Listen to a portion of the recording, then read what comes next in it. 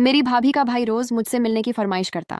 भाभी से शिकायत करती तो कहती मुझ पर भरोसा रखो, और फिर मुझे कमरे में भेजकर खुद बाहर पहरा देती। एक रोज मैंने अपनी जगह भाभी को कमरे में भेज दिया। थोड़ी देर बाद छुपकर देखा तो मेरे होश उड़ गए, क्योंकि मैं खूबसूरत और जवान लड़की हूँ। 18 बरस की बालिग लड़की हूँ। हर लड़का मेरी खूबसूरती पर मरता है, मगर मेरी भाभी का भाई कुछ ज्यादा ही मेरा दीवाना हो गया था, और कुछ दिनों से हमारे घर रहने आया है। नौकरी की तलाश में था, मगर मुझसे मिलने के बाद अपनी तलाश करने लगा। सबके लिए खाना मैं ही बनाती थी। भाभी का भाई तीसरी मंजिल पर रहता है। मेरे भाई ने उसे वहां शिफ्ट किया हुआ था।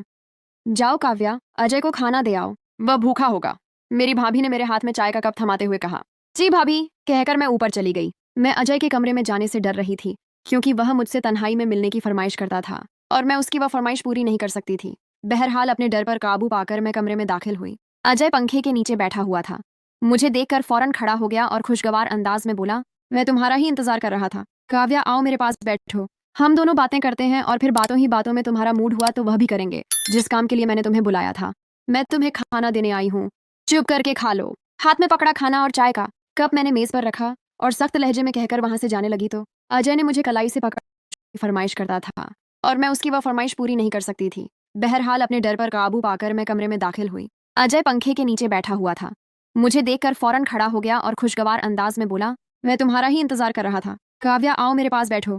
हम दोनों बातें करते हैं, और फिर बातों ही बातों में तुम्हारा मूड हुआ तो वह भी करेंगे, जिस काम के लिए मैंने तुम्हें बुलाया था।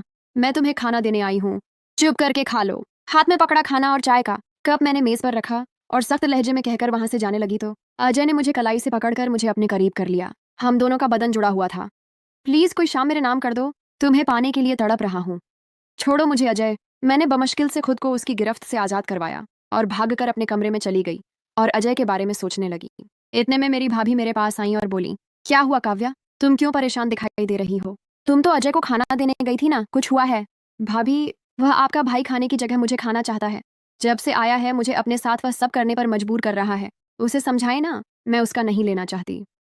मैंने भाभी को अजय की शिकायत लगाई तो वह हंस पड़ी और बोली, अरे पागल, तुम इतना डरती क्यों हो? अजय के साथ कर लो, मजा आएगा तुम्हें भी। एक बार कोशिश करो, फिर देखना, तुम्हारा हर दिन लेने का मन करेगा। मगर भाभी, अगर किसी ने हमें करते हुए देख लिया, भाई को मालूम हो गया, फिर मुझे भाई से डर लग रहा था। मुझ पर भरोसा रखो काव्या। तुम जब मेरे भाई के साथ कर रही होगी तब मैं बाहर खड़े होकर पहरा दूंगी। कोई आया तो मैं बता दूंगी, भाभी ने कहा और मुझे जबरदस्ती अजय के कमरे में भेज दिया और खुद बाहर से दरवाजा बंद कर दिया।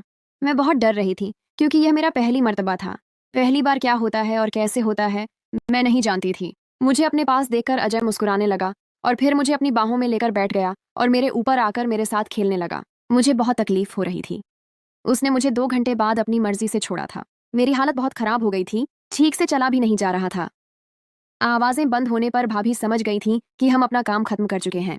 दरवाजा खोलकर अंदर आईं और मुझे पकड़कर मेरे कमरे में ले आईं और मुझसे पूछने लगी, मजा आया ना? मैं कहती थी ना कि एक बार करो, फिर देखना कितना एंजॉय करोगी। मगर भाभी, आपके भाई ने मेरे साथ बहुत ज्यादा किया है। मुझे बहुत तकलीफ हो रही है। अब मैं दोबारा नहीं करूंगी। मैंने भाभी को दोबारा करने से मना कर दिया। मुझे ये बताओ, तुम्हें मजा आया या नहीं? भाभी ने सवाल किया। हाँ, मुझे मजा आया था, सच बताते हुए कहा। तो फिर मसला क्या है? जब मजा आया तो फिर हर दिन करो और मजे लो। कल फिर तैयार रहना, भाभी ने कहा और वहां से चली गई। मैं सोचने लगी, आखिर भाभी ऐसा क्यों कर रही हैं?